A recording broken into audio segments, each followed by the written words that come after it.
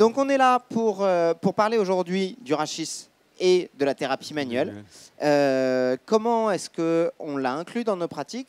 On va faire rapidement avec Xavier.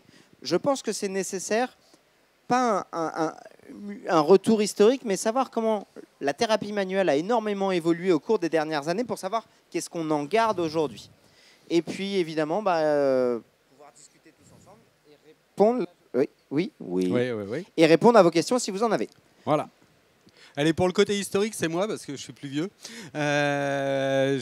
Moi, j'ai commencé la kiné en 98. Enfin, j'ai commencé en cabinet en 80. Ouais, t'étais pas né, ouais. Et du coup, d'une époque où le terme de thérapie manuelle existait pratiquement pas, en fait. Voilà. Et à l'époque, moi, j'ai commencé des études d'ostéo. Et on était dans l'exercice illégal de la médecine, en fait. Voilà. Et on avait appris à faire des bilans sur le rachis et la lombalgie, et à la fin, ça finissait en électro-parafango-massage. Donc un peu décevant, quoi. Voilà. Remarquez, si on finit par aboutir à juste toujours de l'actif, c'est peut-être aussi décevant, mais ça, c'est un autre débat. On pourra en parler après. Voilà. Et du coup, le temps faisant, chemin faisant, on s'est dit à un moment, quel chemin on a finalement en tant que kiné pour améliorer nos compétences, étant en général pas hyper content en sortant de l'école de notre niveau sur le rachis quand même, et qu'est-ce qu'on peut faire de mieux. Voilà. Et donc nous on avait monté une première boîte de formation qui est devenue l'école d'ostéo de l'EFOM, puis après pour ma part je suis parti avec mon ancien associé et on a dit on peut peut-être trouver un moyen intermédiaire qui soit plus un critère uniquement de temps, mais en gros essayer d'attraper la compétence manuelle, de traitement manuel, qu'on va pouvoir acquérir dans un délai plus court et sans faire ostéo, mais en étant plus que kiné à faire de la gym sur du ballon, quoi. Voilà. Ce qui était un peu notre niveau, enfin mon niveau en sortant de l'école. Voilà. Et du coup, dans mon parcours, j'ai eu la chance de rencontrer des gens comme Olivier Troisier à l'époque, je ne sais pas si le nom vous parle encore un tout petit peu, mec qui a ramené le MTP, le TSI en France, et ainsi de suite. Et du coup, d'avoir la chance de rencontrer des personnages comme ça qui m'ont donné envie de faire plus que ce que je faisais à l'époque. Voilà. Quand on parle de thérapie manuelle, aujourd'hui, il y a un espèce de flou tout autour. Est-ce que, à main levée, pour vous, c'est quelque chose qui est très clair et vous savez très clairement ce que c'est la thérapie manuelle? Pourquoi est-ce que c'est un espèce de grand flou un peu fourre-tout? Il y a du monde. Ok. Merci pour votre franchise. Merci pour ça votre vous franchise. honore. Et donc, on va essayer de clarifier un peu tout ça. Je crois qu'on peut mettre derrière le mot thérapie manuelle, à l'époque où tu l'as appris, des techniques, articulaires, où on était dans un modèle très biomécanique, littéralement issu de la pensée ostéopathique, de réalignement articulaire. Complètement. Ça vous parle tous, ce côté, ok, il y a une surface articulaire qui n'est pas bien axée, ça crée une douleur, on manipule avec des techniques apprises pour pouvoir réaxer dans l'axe de la biomécanique.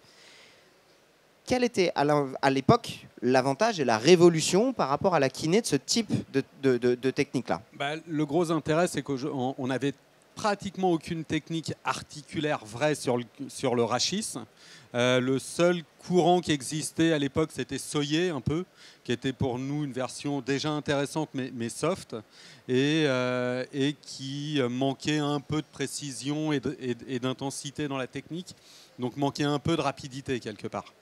Alors on est parti sur un schéma très mécanique, très biomédical, comme tu le disais. Aujourd'hui, on est tout à fait en capacité de dire que la spécialité de l'étage et tout apporte pas grand-chose. Voilà.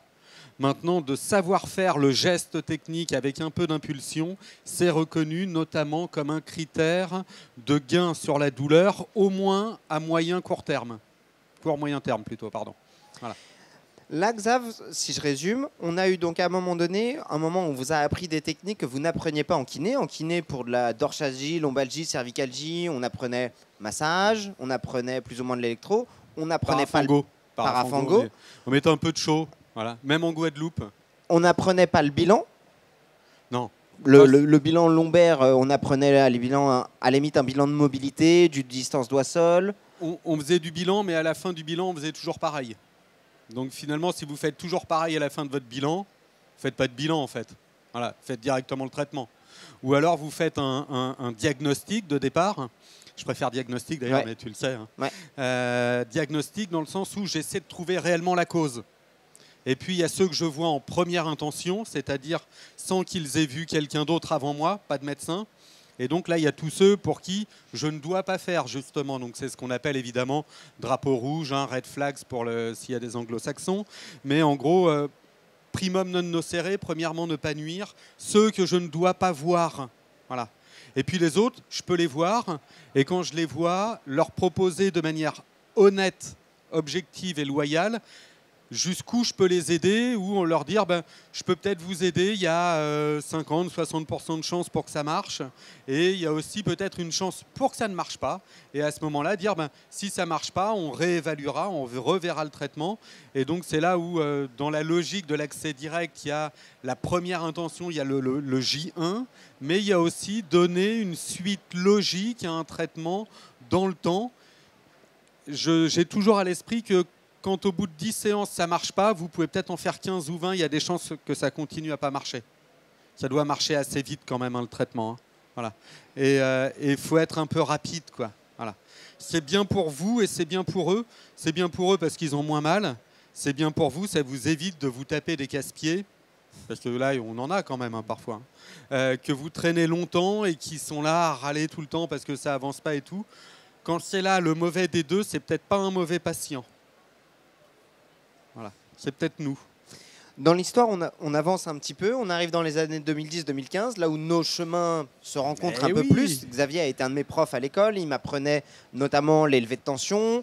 Il allait un peu plus loin dans la compréhension biomécanique. Et pour moi, en tant qu'étudiant kiné, c'était l'un de mes premiers preuves vraiment où je voyais l'application concrète des connaissances anatomiques et biomécaniques que j'avais pu voir. On a fait de moi à l'école, quelque part, un bon rééducateur, mais pas forcément un bon kiné libéral. Et Xavier a été ce premier élément, et c'est pour ça que je considère que c'est un de mes mentors, et c'est toujours pour moi une grande joie de le voir.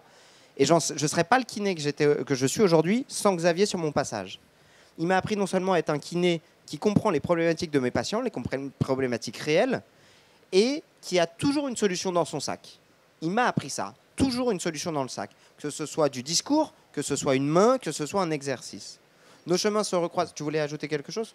Ou éventuellement, en dernier lieu, botter en touche et le foutre dehors. Et avoir un bon carnet d'adresses pour bien réorienter. Voilà. Connaître ses limites en tant que kiné, c'est une force. Vous allez gagner du temps et vous allez faire gagner du temps à votre patient. Vous n'êtes pas obligé de tout savoir, mais quelque part, on vous recommande d'avoir un bon carnet d'adresses pour réorienter.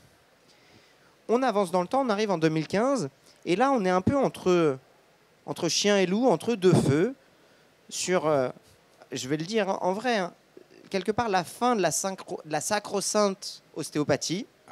On commence à se rendre compte que les modèles biomécaniques purs et durs commencent, tu l'as évoqué tout à l'heure, commencent à être un peu remis en question. Et pourtant, en clinique, on a de fortes attentes de la part des patients pour être manipulés. Encore aujourd'hui, hein, des patients qui ne jurent que par leur ostéopathe. De la part de nous, kinés, on sent bien que quand même, quand on arrive sur un rachis, dès qu'on commence à palper une épineuse, on ne sait pas trop quoi en faire. S'il faut aller chercher une transverse, très honnêtement, d'un point de vue palpatoire, ce n'est pas forcément là où on est les plus forts. Et pourtant, on traite quasiment 50-60% de nos patients sont des problèmes de rachis. Donc c'est là où finalement, moi, je m'inscris en thérapie manuelle avec des fortes attentes. Et, no spoiler, Xavier, d'abord, avant de nous apprendre le geste, Xavier et toute l'équipe de l'ITMP, nous apprend d'abord le bilan. Et il y a un truc qui est fondamental, et ça, c'est probablement ce qu'on essaie toujours de vous garder en tête. La question n'est pas pour ou contre la thérapie manuelle, c'est complètement absurde, mais plutôt dans quel cas la thérapie manuelle est un bon outil. C'est plus du tout la même question. Parce que finalement, sur de la hernie discale, est-ce que tu fais de la thérapie manuelle ? Très peu. Mackenzie marche très bien. Et quelque part, le modèle discal ou la préférence directionnelle propre à Mackenzie est probablement le truc le plus utile et le plus efficace et le plus documenté aujourd'hui. Et quelque part, dans notre discours, dans notre enseignement des rachialgies, sur une vraie discopathie, on va être beaucoup plus sur le mouvement répété, préférence directionnelle, Mackenzie, et pas du tout sur la manip, quoi. Parce que si vous voulez, moi je l'ai fait pendant 3-4 ans, hein, de la thérapie manuelle sur des discopathies, j'en ai irrité plus d'un. Et en quel cas, oui, la thérapie manuelle, ça ne marche pas du tout. Donc sur ça, c'est intéressant Xavier, tu as une belle métaphore sur ça. Qui ici est jeune kiné, jeune étudiant? Levez la main. Ok. Tu te rappelles? Je crois que tu attires les jeunes quand même un peu. Non, c'est le jeudi. Le jeudi, c'est le jour des étudiants parce qu'après, ils ont claé, Oui, et ils ont crèche. Xavier, tu avais une belle métaphore, tu te rappelles celle que tu m'avais expliquée dans la bagnole sur le trigger point, est-ce que ça marche, est-ce que ça marche pas, ouais. et quelque part le biais qu'on a aujourd'hui quand on regarde uniquement les revues de littérature. Non, je m'en souviens pas. Ok, bah, je vais la faire pour toi. Ça, c'est Alzheimer. Peut-être que vous êtes jeune, mais lui, il est vieux. Non, mais des trucs, j'en raconte tellement que... Mais celle-là, normalement, c'est le genre de truc que tu C'est t'en vrai rappelles. Bon, je vais la faire. Je te dirai que je m'en rappelle après. C'est ça. Je change un peu de domaine, mais on pourrait tout à fait rattacher ça à la thérapie manuelle. Je dis, Xav, qu'est-ce que tu penses du trigger, qu'est-ce que tu penses du dry needling? On en est au début. Vous avez un avis sur le dry needling? Vous voyez ce que c'est? C'est pour on ceux a qui un savent pas atelier ce que- tout à l'heure à 4h, je crois. Ouais, hyper intéressant. À ce jour, au moment où je vous parle, il y a une énorme discordance clinique et littérature. C'est-à-dire que la clinique, on retrouve des trucs, et en littérature, on retrouve autre chose. Ah bah merde. On va regarder ce point-là plus spécifiquement. Le dry needling, qu'est-ce que c'est? C'est avec des aiguilles d'acupuncture. On va venir chercher des points musculaires qu'on ressent à la palpation, qui sont décrits par le patient, pour venir planter directement des aiguilles dedans et relâcher ce point de tension-là. Si on regarde dans la littérature nous dit quoi? Le trigger point n'existe pas. Il n'y a pas d'effet réel de l'efficacité. Mais si on regarde en clinique, et encore ça change un peu dans la littérature, c'est en train de Il y changer. a quand même 3800 occurrences dans PubMed sur le trigger. Mais effectivement, on trouve des gens qui disent oui, des gens qui disent non. Et en fait, la difficulté, c'est des gens qui disent j'ai traité une sciatique par des trigger points. Et derrière, il y en a 1 sur 2 qui ne marche pas. Mais parce qu'en fait, le problème, c'est qu'il y en a 1 sur 2 qui n'est pas un trigger point, en fait. Il y en a 1 sur 2 qui est une hernie discale ou qui est autre chose. Et en fait, si vous ne posez pas le bon diagnostic et que vous appliquez toujours la même technique, ça pose la question de si j'ai un trigger et que je traite le trigger, globalement, ça doit marcher. Mais si je traite un truc qui n'est pas vraiment un trigger, bah, le traitement ne marche pas, en fait. Et aujourd'hui, c'est ça, la thérapie manuelle à laquelle vous êtes arrivé et dans laquelle moi je vous ai suivi, c'est de se dire la thérapie manuelle est probablement le meilleur outil sur des problématiques articulaires. Elle marche pas trop mal sur des problématiques musculaires qui sont souvent très très proches. Quand on a un déficit de mobilité sur une articulaire, peut-être que parfois autour il y a la sphère musculaire qui peut être sensible au mouvement, sensible à l'étirement, sensible à la contraction, sensible à la palpation. Et pour une boucle réflexe, quand on va venir manipuler, marche plutôt bien. Mais à l'inverse, si vous avez une instabilité cervicale et que vous allez mettre une manie particulière dessus, ça va plutôt aggraver les problématiques. Donc dans la thérapie manuelle, on a vraiment le champ effectivement articulaire, mobilité. On a le champ musculaire, myotensif. Il y a aussi tous les aspects neurodynamiques. Et évidemment, aujourd'hui, nous, on intègre dans le cursus tous les aspects en même temps, reprogrammation, travail musculaire, pour justement les cas d'instabilité. Le tout étant de diagnostiquer autant que faire se peut, avec une part d'incertitude, le bon diagnostic pour proposer le bon traitement, quoi. Mais évidemment, on n'est pas toujours sûr à 100%, quoi. Ce qu'il y a du coup d'intéressant, c'est de comprendre, ok, en fait, la thérapie manuelle aujourd'hui me permet d'avoir d'abord un bon outil de bilan. Dans le bilan, l'écoute, ok, est-ce que ça ressemble à de l'articulaire, est-ce que ça ressemble à du discal? Évidemment, est-ce qu'on met, c'est une question un peu con que je vais te poser, les tests cliniques. Les tests cliniques, est-ce que ça parle à tout le monde ou pas? Bien. Globalement, oui. Est-ce que vous avez besoin que je le réexplique ou c'est OK comme information? Non? Donc les tests cliniques, est-ce que tu dirais que toi, c'est de la thérapie manuelle? Par exemple, un slump, un LASEG, tu es bien avec tes mains. Est-ce que tu dirais qu'un test clinique, ça appartient à la thérapie manuelle? Non, moi je vais même les mettre sous le vocable test orthopédique. Moi, j'ai un passé hospitalier et j'avais du coup Troisier, Boiseaubert, Montigny et tout qui m'ont vraiment donné cette logique du test en fait. Si je veux savoir si j'ai un conflit disco-radiculaire, j'ai différents tests. Alors il y a le LASEG qui va avoir une sensibilité, une spécificité. Je peux le compléter avec un SLUM test qui pourrait être comparé à un LASEG plus NERI. Enfin voilà, on peut. Et là, chaque test. Alors aujourd'hui, on vous embête les jeunes, là, les plus jeunes, avec la clinimétrie, avec des trucs à la con un peu, parce que finalement on vous demande de critiquer des tests que vous connaissez même pas et que vous avez jamais réellement fait, et d'aller vous faire chercher de la littérature au lieu de vous faire comprendre l'intérêt du test et comment je vais pouvoir les associer pour arriver à mon diagnostic. On vous fait réfléchir sur des trucs où vous n'avez même pas encore la matière pour le faire quelque part. Mais oui, ça fait partie du diagnostic que le thérapeute manuel doit utiliser, mais ce n'est pas propre à la thérapie manuelle, hein, c'est vraiment les tests orthopédiques. Et le père de la médecine orthopédique, c'est James Cyriax. Alors là, je remonte à très loin, hein, je vous parle des années 30 à 60 à peu près, mais c'est lui qui a développé ça en fait. Et cette logique-là, qui est à l'origine une logique médicale, eh bien, on se l'applique exactement de la même manière aujourd'hui dans notre compréhension et dans notre raisonnement. Si on va plus loin, ok, je suis le parcours Par un contre, peu... j'ai pas eu ma métaphore. Hein. Mais si c'était, c'était sur est-ce que le trigger point c'est efficace, sur des problématiques de trigger point. Ah ok, d'accord. C'était pas une métaphore, c'était une anecdote. Voilà, c'est oui, pas une métaphore. Non, c'est pour rebondir ce que tu as dit, Grégoire, c'est que en fait, si un test orthopédique, en fonction des techniques, peut aussi devenir une thérapie manuelle. Le slump ou le McKenzie est un test qui nous permet de devenir aussi une direction de traitement, donc une thérapie. Pas que, mais... Je suis en effet tout à fait d'accord avec Sylvain, c'est que l'avantage de nos tests cliniques, c'est que bien souvent, en les changeant un tout petit peu, ils deviennent quasiment nos outils de traitement. Et ça nous permet de nous décharger beaucoup d'informations, de se dire s'il y a un truc qui marche, autant continuer dans le sens du truc qui marche. Pour revenir à la thérapie manuelle, parfois ce qui peut freiner, Xav, c'est la technique pure et dure. C'est qu'à un moment donné, en fait, ça demande un peu de connaissances palpatoires, un peu de connaissances anatomiques, un peu de loupé. Qu'est-ce que tu dirais à un étudiant ou à un kiné qui ressent une vertèbre, mais ne sait pas encore mettre la bonne impulsion? Vous avez appris à marcher, vous avez appris à jouer au tennis ou faire un sport et ainsi de suite. S'il y a des gens qui ne jouent pas au tennis, si je vous file une raquette, le premier coup droit, il ne va pas être extraordinaire. Et c'est en envoyant du coup droit et en envoyant du coup droit qu'un jour, vous allez faire un beau coup droit. Eh bien, sur les techniques, malgré tout, de kiné, c'est un geste sportif ou pas sportif, thérapeutique, mais c'est un geste comme un autre. Et ça s'apprend et en fait, votre cerveau intègre petit à petit.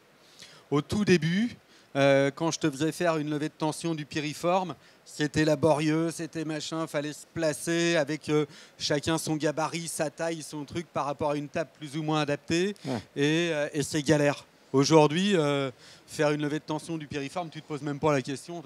Je me rappelle mes premières années en K1, ne serait-ce que de faire de la circonduction de hanche. Tu vois, prendre une prise en berceau, tu sais même pas. Et puis au bout d'un moment, tu n'y penses plus. Et le geste manipulatif, quel qu'il soit, alors manipulatif ou non, hein, parce qu'on va plutôt prendre le vocabulaire de mobilisation spécifique, qui peut être ou non manipulatif, mais l'impulsion...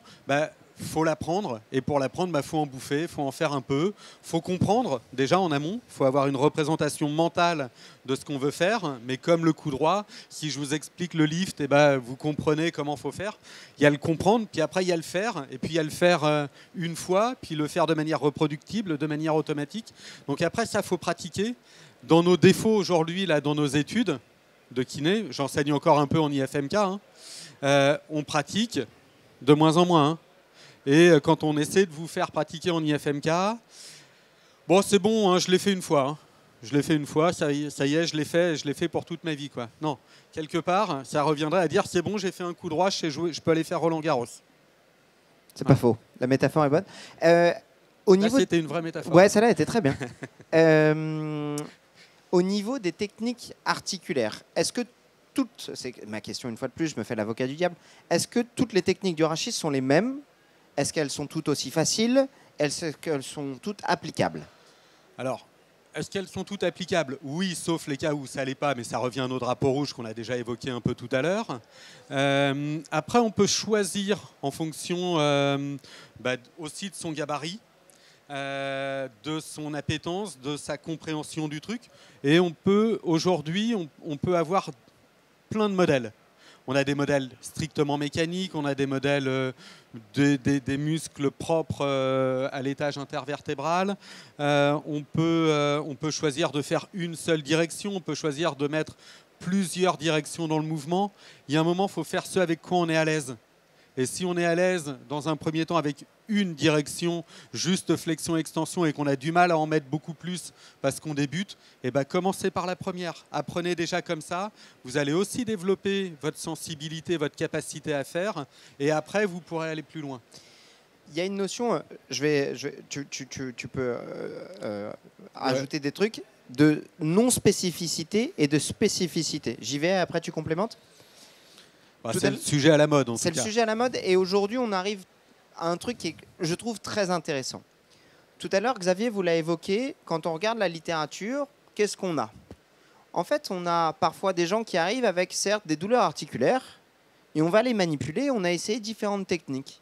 On a essayé 10 personnes avec un seul patient sur la table, et les 10 personnes y arrivent et essaient de reconnaître le niveau lésionnel à la palpation. Et on se rend compte de quoi?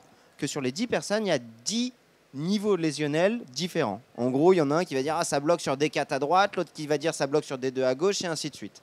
Ça nous a enlevé quoi comme information? Que, a priori, moi, seul professionnel de santé qui vais chercher à palper un étage lésionnel, c'est pas méga fiable. Xav, tu veux compléter là-dessus? Ce qu'il faut, c'est pas faire un test de palpation, c'est que ce test de palpation va venir avec là où le sujet a mal, là avec un test orthopédique qui va venir rajouter, avec une douleur qui est plutôt produite par la flexion, par l'extension, enfin en tout cas par du mouvement. Et là, j'arrive à définir un côté beaucoup plus précis déjà. Donc, enlevez-vous la tête de la tête que vous pouvez avoir un seul test qui marcherait pour tout. Ça, c'est clair, ça ne marche pas jamais. Voilà. Aucun test n'est fiable à 100%. Ensuite, il y a un truc qui... On l'a mal interprété, parce qu'on a mal interprété, on a jeté quasiment toute la thérapie manuelle à la poubelle. En fait, ça nous a permis vachement de nous simplifier la chose. On a bien une personne, enfin, pour le coup, on a 10, 15, 200 patients, ok, qui ont à peu près la même symptomatologie, et on a demandé à des thérapeutes manuels, plutôt expérimentés, de manipuler à l'étage lésionnel, ou alors un étage au-dessus, un étage au-dessus, un étage au-dessus, 2 étages au-dessus, 4 étages au-dessus, 5 étages au-dessus, ou en dessous. Et on s'est rendu compte de quoi? Que globalement, que vous manipuliez à l'étage spécifique où il y a la douleur, ou que vous manipuliez jusqu'à 5 étages au-dessus, 5 étages en dessous, globalement, on a à peu près les mêmes résultats. C'est positif dans les deux cas. C'est positif dans les deux cas. Je finis, après tu complètes, c'est OK? Ouais, on fait. Parce que comme ça, si jamais je me plante, tu me corriges. et ce dont on s'est rendu compte, ce qu'on a conclu là-dedans, c'est de dire, bah regardez, la thérapie manuelle, c'est pas spécifique, du coup, c'est de la merde, arrêtez d'en faire. Mais non, au contraire, c'est tout l'inverse. On a la possibilité de ne pas être aussi spécifique qu'on le pense et de quand même réussir. Et là où c'est doublement intéressant, c'est que autant, comme ça vous l'a dit, on a beaucoup de drapeaux rouges au niveau cervical, discal, vasculaire. On a au niveau lombaire beaucoup de personnes asymptomatiques qui peuvent avoir de la discopathie lombaire. Et la discopathie, c'est pas dingue de remettre dessus une énorme pêche. Donc ça veut dire quoi? Ça veut dire que vous pouvez manipuler en D12 et avoir des bénéfices jusqu'en L4, L5. Vous pouvez manipuler en D2 et avoir des bénéfices jusqu'à C3, C4. Donc ça veut dire que quelqu'un qui vient pour une douleur cervicale, bah, je peux le manipuler en dorsale. Quelqu'un qui vient pour une douleur lombaire, je peux le manipuler en dorsale. Et tout à l'heure, j'ai posé la question à Xavier, est-ce qu'il y a des techniques qui sont plus simples, plus difficiles? Xavier, de toutes les techniques, quelles sont les plus simples? Moi, les cervicales, j'adore, c'est hyper putain, simple. il me tue. Les dorsales, est-ce que tu trouves? Ça m'arrangerait que tu dises les dorsales. Après... Pour ma démonstration, ça va... alors, les dorsales. Non, une bonne dorsale en extension, c'est hyper simple. C'est simplissime.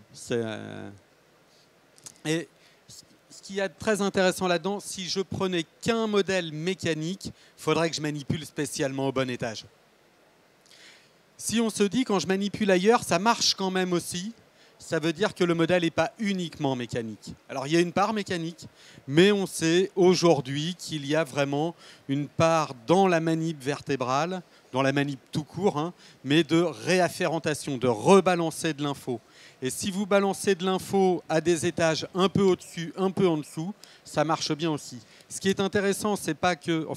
Et dans l'analyse, et c'est là où parfois on n'est pas très bon, on a dit comme il n'y a pas de grosse différence entre de manipuler bien à l'étage ou de manipuler à côté, on a dit alors on jette tout. L'important c'est de se dire, la manip, globalement, et ça, c'est pas nous qui le disons, hein, la littérature le montre, au moins sur du court terme, a un effet antalgique intéressant. Et si j'ai au moins cet effet antalgique intéressant au départ, derrière, peut-être que je peux embrayer sur autre chose, d'autres techniques de thérapie manuelle si c'est mon dada, mais aussi des techniques actives, des techniques de mobilité, des techniques... Et ça, finalement, ça a un intérêt d'avoir un effet antalgique au moins transitoire pour pouvoir, après, aller plus loin et, quelque part, gagner du temps. Et ça, pour le coup, c'est une vraie porte d'entrée. Si vous êtes bon en manip et que vous manipulez bien au bon étage, vous êtes content. Si vous n'êtes pas si bon et que vous manipulez un peu à côté, bah vous êtes content quand même. C'est pas mal, quoi. Il y a un truc que je trouve hyper intéressant, c'est que là, Xav vous a répété pas mal, c'est efficace au moins sur du court terme. Et vous avez remarqué, depuis le début de la conférence, il y a toujours un truc où, il y a un moment donné, on nous donne une vérité et quelque part, on en sort presque tout l'inverse. On a dit quoi ? Ah, mais si c'est efficace que sur le court terme, alors ça sert à rien. On ne veut pas d'un truc qui est efficace que sur le court terme. Ce à quoi je vais vous proposer la chose suivante. Si jamais vous avez un mal de tête et qu'on vous dit, bah voilà, il y a un Doliprane, mais en même temps, on a fait des études et on s'est rendu compte qu'au bout de 6 semaines, globalement, les gens n'ont plus mal à la tête. Est-ce que ça veut dire que sur un mal de tête, le Doliprane n'est pas efficace ? Non, parce que si jamais vous avez une séance de ciné, un dîner important, vous êtes content de pouvoir diminuer vos douleurs. Et bien c'est un peu ça l'idée de se dire pourquoi est-ce que pour un truc qui ne serait pas efficace à 6 semaines, parce que globalement sur de la dorsalgie non spécifique, sous 6 semaines tout le monde va bien, pourquoi est-ce qu'on se priverait d'un outil qui marche bien sur le court terme ? Et c'est toujours important de remettre les choses dans un contexte réel de la vraie vie et pas juste d'une interprétation un peu rapide qu'on aurait pu avoir dans la littérature. Pour compléter ça, il y a... Bon, toi, tu es comme moi, tu bosses encore un peu au cabinet quand même. On s'astreint à y aller. Hein. Si on voulait, on pourrait ne plus être au cabinet du tout. Mais on a quand même envie d'y aller encore. Donc, on y va encore. Par contre, quand je suis au cabinet, il y en a au moins 25 dans la journée, quoi. Je commence à 7h le matin, je finis à 20h. Je déjeune pas le midi. Enfin, voilà. Bon. Un peu taré, vous me direz, mais j'assume. Et c'est l'habitude. Il faut se mettre aussi dans l'esprit qu'on peut pas être au top du top comme le voudrait la littérature sur 100% de nos patients. Et finalement, quand j'ai au moins 2/3 des patients où je me fais ce qu'on va appeler une routine, alors j'aime pas ce terme parce que côté routinier, c'est pas très valorisant, mais un côté où je déroule un espèce de plan simple pour améliorer les gens et que ça les améliore assez vite, je suis déjà très content pour eux et je suis très content pour moi. Le tiers qui reste et qui mérite de se casser un peu la tête parce que moi j'ai en plus pratiquement que des lombalgies chroniques sévères au cabinet. Cela, le tiers qui reste, je me fais un peu mal et je suis content en fait. Donc si vous avez des outils techniques qui vous permettent de répondre à 2/3 de vos patients un peu faciles et pour le dernier tiers, vous irez vous creuser les méninges, moi c'est une logique qui me convient bien dans la réalité de ma pratique. Si je prends l'autre casquette quand je suis enseignant et machin, on essaie toujours d'aller plus loin dans plus de justification et prendre le cas un peu extrême et d'en faire une espèce de règle. Alors qu'en fait, dans ma vie de soignant, je prends plutôt la moyenne pour déjà en faire quelque chose de bien et je vais m'embêter sur les cas un peu particuliers. Ça, on a vraiment, ceux qui étaient là à l'atelier de 100 exo, c'est ce changement de logique que je vous invite à avoir. Traitons simplement les cas simples pour pouvoir, être efficace sur ceux-là qu'ils méritent et me casser un peu plus la tête sur les cas complexes. Xav, un dernier truc, d'un point de vue purement plus égoïste, est-ce que, je te pose la question, je connais ta réponse, mais est-ce qu'il y a un côté satisfaisant à passer une manip ? Ou à l'inverse, frustrant de ne pas réussir à la passer ? C'est évident. Enfin, je commence mes journées le mercredi, parce que c'est le mercredi où je vais au cabinet. Je commence mes journées le mercredi avec, dans mon esprit, il n'y a pas de mauvais patients, il n'y a que des mauvais soignants. C'est-à-dire que quand j'ai un patient que je n'améliore pas, je suis un mauvais soignant. J'ai horreur de ça. Hein. Ça m'arrive encore tous les mercredis à peu près. Hein. Mais j'essaie vraiment que ce soit le moins possible en fait. Et quand on a un patient, alors il y a l'acte de la manip, parce que si j'ai en plus quelque part bien mis mon diagnostic, mis la bonne technique et que j'arrive à la passer, le final est plutôt en théorie sympa et positif. Mais oui, il y a un côté sympa. Si maintenant cette technique-là, elle ne passe pas, c'est que soit j'ai mal fait mon diagnostic, soit j'ai mal fait ma technique, soit j'ai d'autres choses à faire avant pour qu'elle passe bien en fait. On va finir là-dessus pour ne pas dépasser. Je donne mon top 3 des astuces pour une technique articulaire. Tu donnes ton top 3 des astuces pour une technique articulaire. Il me prend au débeauté, mais ouais. Et en plus, je vais commencer. Du coup, si jamais on a les mêmes, tu vas être obligé d'en avoir. Les coquins, va. La numéro 1, la demande de consentement systématique avant une technique articulaire.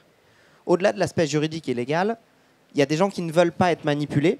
Et pour le coup, la littérature nous le dit, les cas où c'est contre-indiqué, où on a des effets négatifs de la manipulation articulaire, c'est sur les gens qui ne voulaient pas être manipulés. Donc ne manipulez jamais par surprise et ne manipulez pas sans demander aux gens. Deuxième chose, ça vous arrivera parfois d'avoir la possibilité de faire passer une technique en musculaire, avec ou sans trust. Demandez aux gens, qu'est-ce que vous préférez? Soit je peux éventuellement travailler enlever de tension tout autour, faire des techniques un peu douces et ça prendra un peu de temps, soit je peux vous mettre une petite technique articulaire et ça prend juste 30 secondes. Et mon troisième conseil, entraînez-vous sur vos potes, sur votre famille et sur les gens qui vont bien. En fait, en réalité, pour passer une bonne technique, une bonne manip, il faut en bouffer et en bouffer beaucoup. Et comme l'exemple du coup droit, c'est que plus vous en boufferez, plus vous serez précis. Et en effet, globalement, il y a très peu de contre-indications à la manip. Mais pour vous entraîner, faites-le sur des gens qui vont bien. Si vous attendez toujours d'avoir le patient qui a la problématique pour faire la technique, vous le verrez une fois tous les 30 jours, vous aurez moins confiance en vous et vous allez laisser tomber ces techniques-là. Je t'ai tout bouffé, non? Bon, il est déjà pas mal son top 3, mais moi je vais compléter avec adaptez-vous au patient, à son âge, à son gabarit. J'ai manipulé des gens de plus de 90 ans. Niveau ostéoporose, il faut y aller quand même un peu mollo. Hein. Et j'ai manipulé des bébés de 18 mois. Voilà. Mais pareil, c'est un gamin qui pleurait depuis 3 semaines depuis qu'il était tombé de la table allongée. Et ce soir-là, il n'a pu pleurer. Il était décédé. Donc adaptez-vous. Et dernier point, adaptez-vous, mais ça rejoint un peu ton premier point, du coup, à ce que le patient veut en fait. Posez-leur la question, qu'est-ce que vous attendez de moi? C'est vrai pour la manip et pas que pour la manip.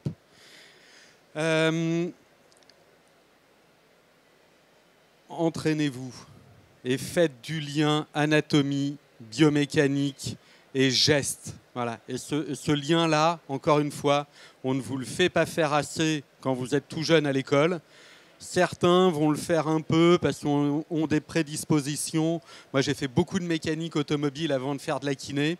Ça m'a vachement aidé, en fait. Parce que quand je bouge un genou, une vertèbre, et ben, ça ressemble quand même un peu à quand je fais du bricolage sur un moteur de bagnole. Voilà. Mais c'est ce lien, mais en fait, c'est un lien bien réel en même temps. Sauf que ce lien bien réel, il faut maîtriser les choses pour pouvoir y arriver. Et après, dernière astuce ou dernier truc, rien n'est impossible. On n'est pas géant ni l'un ni l'autre, hein, on peut le dire. Moi, au cabinet, ils me refilent tous les plus de 120, 140 kilos. Quoi. Voilà. Alors, à 120, 140 kilos, le plus dur, c'est de faire le tour. Parce que j'ai les bras qui, parfois, ne font pas le tour. Mais débrouillez-vous. Voilà. Et donc, il faut bosser le geste. Et ce geste, eh ben, c'est comme le geste sportif. Il faut y aller, il faut en bouffer, il faut en bouffer, il faut en bouffer. Et faites-vous confiance. Voilà. Il n'y a pas de raison que vous n'y arrivez pas. On avait dans l'équipe à l'époque un petit gabarit, tu te souviens de Sonia Campion, qui faisait 1m52, je crois, et c'était celle au cabinet qui me manipulait le mieux. Alors que je fais quand même pas loin de 85 kilos, mais parce que elle se faisait confiance, elle avait de l'énergie, elle avait développé ses stratégies. Donc voilà, rien n'est impossible. Par contre, mettez les conditions pour que ça marche et pour que ça marche pour vous et pour que vous soyez des professionnels heureux et accomplis, parce que c'est quand même bien de ça dont on parle. Et ça reste un de nos... vraiment de nos motifs dans ITMP. Moi, j'ai toujours l'idée, pour qu'une formation ait lieu chez nous, il faut 3 choses globalement. La première, c'est qu'on soit utile aux patients.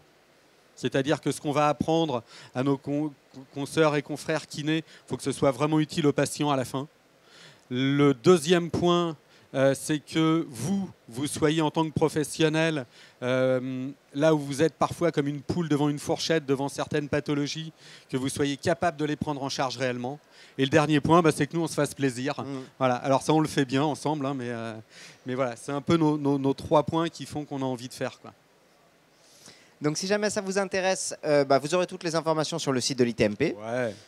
Vous pourrez retrouver tout ça soit quand vous serez diplômé. J'ai les membres de l'équipe qui sont là. Les membres de l'équipe si qui vous sont voulez. là. Il y aura tout un tas d'autres ateliers. Vous pouvez les voir sur le stand de l'ITMP où il y aura des techniques plus pratico-pratiques. Pierre Inchospé en a donné une tout à l'heure pour que vous puissiez soit le voir, soit le ressentir, soit continuer un peu. On a du dry needling tout à l'heure. Voilà. Merci tout le monde. Merci. Bon très salon. bonne journée. Merci Grégoire. Merci Xavier.